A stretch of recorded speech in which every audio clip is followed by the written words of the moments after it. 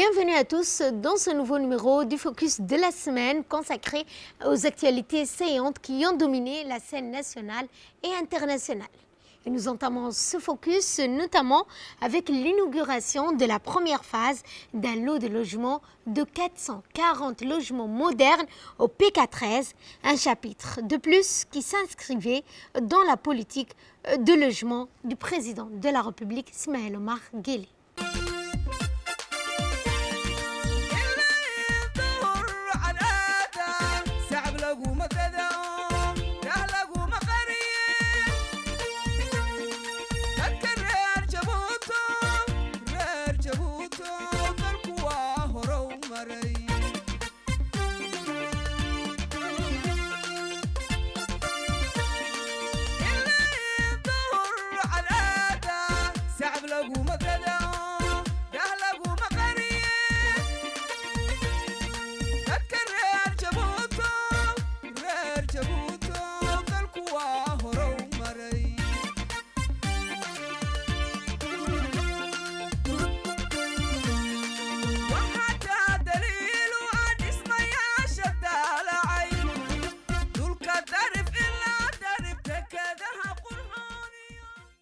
L'année 2018 à Djibouti a été décrétée l'année du logement. Depuis lors, le gouvernement n'a cessé de matérialiser cette vision. Une politique qui a pris racine dans la nécessité de répondre à la demande croissante en logement décent dans le pays. Le président a hissé cette question cruciale au sommet de son programme, mettant en place une politique ambitieuse qui vise à transformer le paysage urbain et à améliorer la qualité de vie des citoyens. Cette politique est le fruit d'une collaboration entre plusieurs ministères, notamment le ministère de la Ville et l'Agence de réhabilitation urbaine et du logement social. L'inauguration de la première phase de ce projet, avec 440 logements modernes, représente une avancée significative dans la réalisation de cette politique novatrice. Les appartements conçus selon les normes internationales de confort et de durabilité sont une réponse concrète aux besoins des citoyens, en particulier ceux à revenus modestes. Cette étape témoigne du dévouement du gouvernement à offrir des solutions modernes et abordables pour le logement, tout en favorisant un environnement florissant. Alors que cette première phase de logement moderne s'épanouit, elle pose également les fondations d'un avenir prometteur pour Djibouti. Cette politique du logement ne se limite pas à la construction des bâtiments, elle construit des ponts entre les populations, encourageant l'épanouissement des familles et contribuant au développement national. Ces réalisations marquent le sommet d'une vision audacieuse du président de la République, son Excellence Ismaël Omar Guelleh, pour offrir un toit décent à chaque citoyen djiboutien.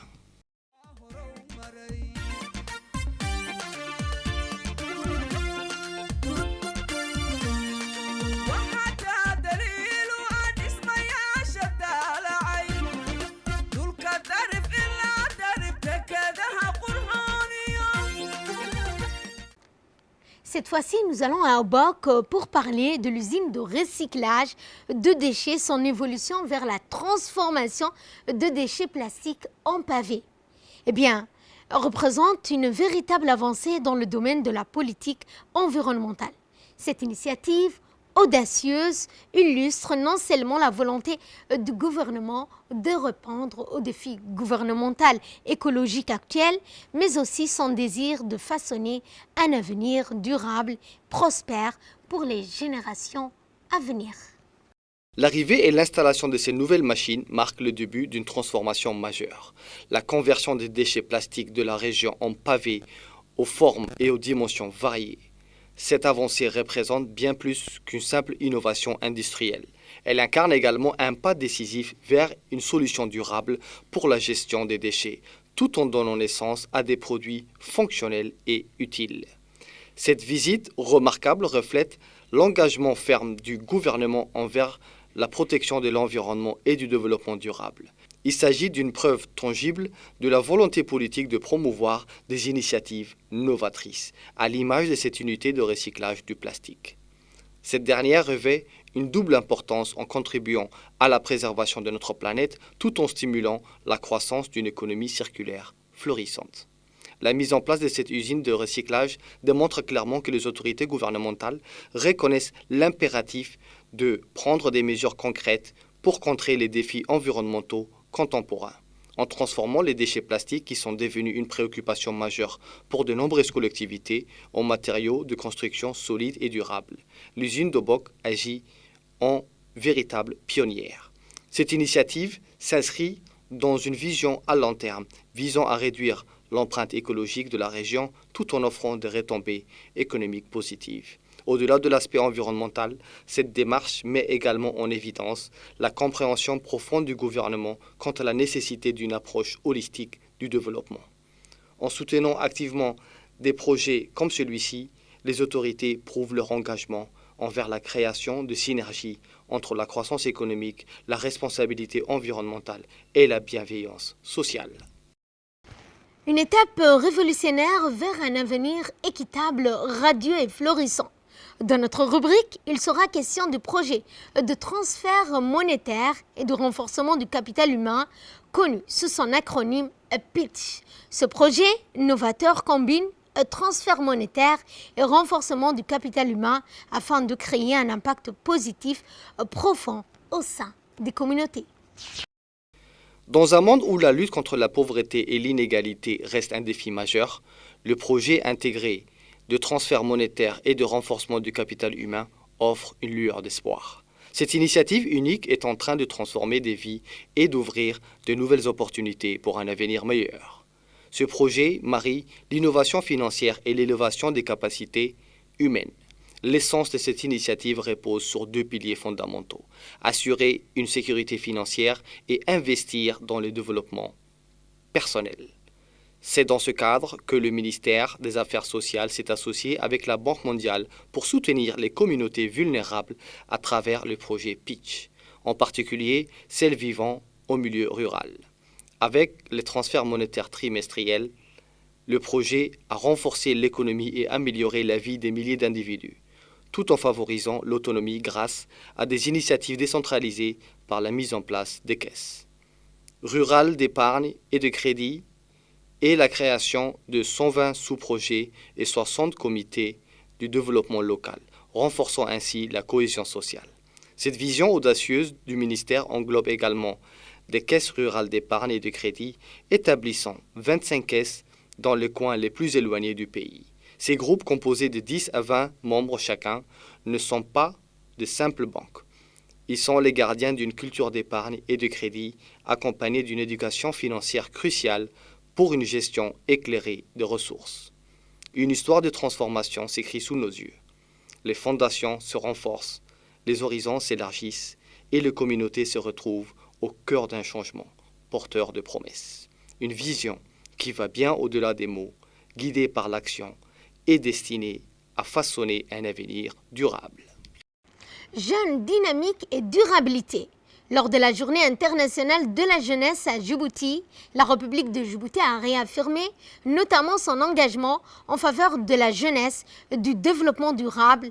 Eh bien, la ministre de la Jeunesse et de la Culture, Dr Hibo Moumin Assowe, a clôturé une série d'activités éclairantes, marquant ainsi un jalon significatif dans l'agenda du gouvernement djiboutien. Au cœur de cet événement résidaient plus de 100 jeunes dynamiques issus des régions de Tadjoura, d'Ali-Sabié, d'Obok et d'autres, et de Dikil.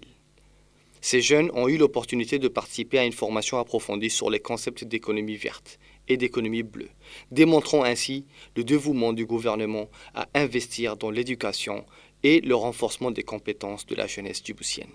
Le club de jeunes entrepreneurs de Tadjoura a également joué un rôle crucial dans cette célébration, en participant activement à une exposition et une vente de produits locaux, faisant ainsi la promotion du concept Made in Tadjoura. Cela témoigne du rôle crucial que les jeunes entrepreneurs jouent dans la promotion de l'économie locale et le développement durable. L'événement a laissé une empreinte indélébile dans l'agenda gouvernemental, soulignant l'importance de l'investissement dans la jeunesse pour assurer un avenir durable. En favorisant l'éducation, la formation et la sensibilisation, Djibouti construit une génération de jeunes capables de relever les défis mondiaux et de contribuer activement à la réalisation des objectifs de développement durable. La célébration de cette journée internationale de la jeunesse a été bien plus qu'un simple événement. C'était un voyage vibrant de l'engagement de Djibouti envers la jeunesse et la durabilité, jetant ainsi les bases d'un avenir prometteur et respectueux de l'environnement.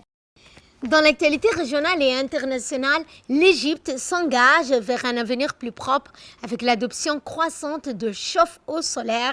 L'Égypte poursuit sa transition vers une économie plus verte en adoptant progressivement des solutions énergétiques durables, tels que les chauffe-eau solaires, alors que le pays vise à réduire sa dépendance aux combustibles fossiles et à exploiter davantage ses ressources énergétiques renouvelables dans le cadre de sa vision 2030.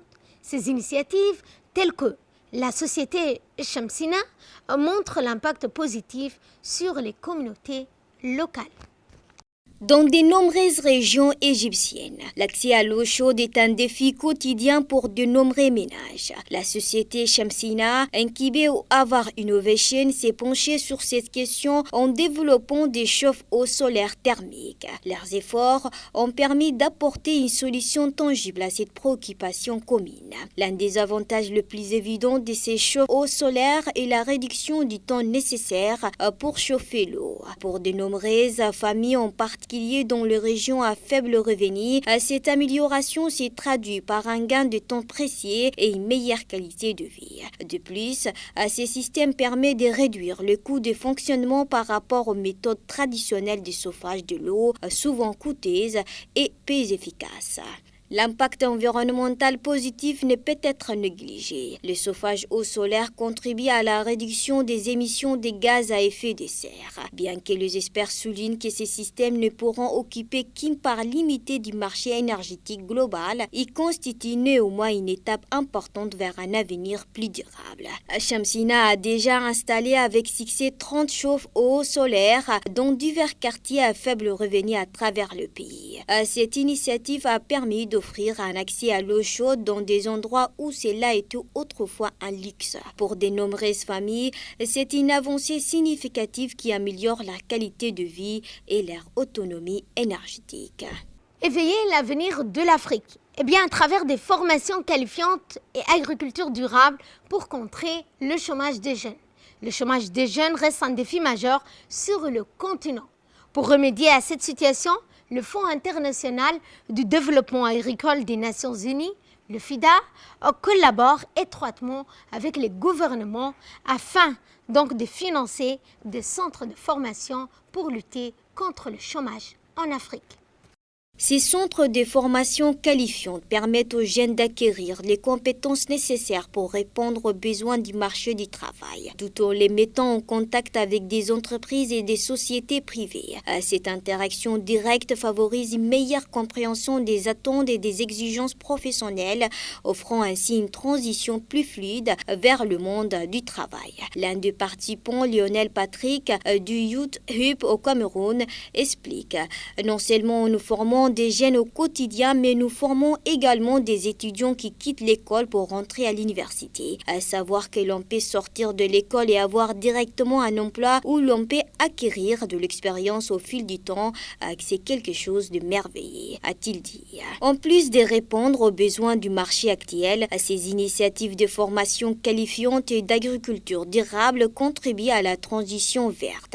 Selon un rapport de l'Organisation internationale du travail, la transition verte pourrait créer 8,4 millions d'emplois pour le jeune d'ici 2030. Les pôles agro-industriels pour jeunes ont pour objectif de combler les fossés entre les compétences des jeunes et les exigences du marché du travail.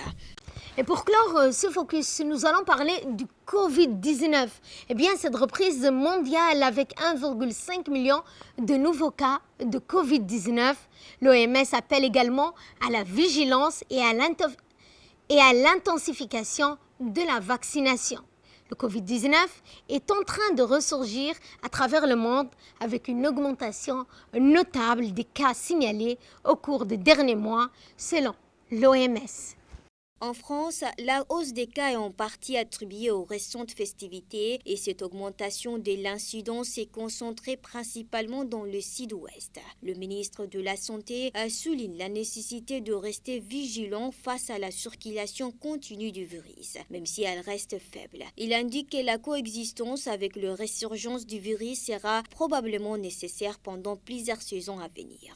De rebonds similaires sont signalés dans d'autres pays, dont les États-Unis, le Royaume-Uni, l'Inde et le Japon. L'OMS a noté que le nombre de nouveaux cas dans le monde a augmenté de 80% un mois, avec 1,5 million de nouvelles contaminations entre le 10 juillet et le 6 août. Bien que l'OMS ait levé l'urgence sanitaire mondiale en mai, elle souligne que le virus continue de se propager et de causer de décès et d'évoluer.